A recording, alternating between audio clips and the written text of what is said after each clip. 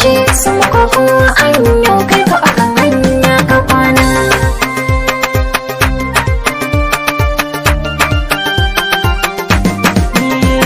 Fasaha tafi a gurin rainan tsofaffi, na gama kafi ba sanda sun nufi rafi, tafiya mai ƙarfi ka yi ai mata fi haƙuri da rufafi kada kai kan tafi ka sanya mutum mai nuna shi ko yana son kai karana.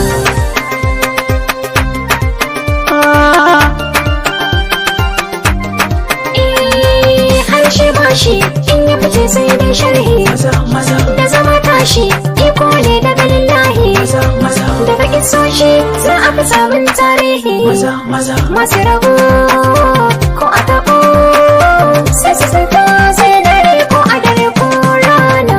Kai gamo ni da rabo ni da masoyi da sansa nake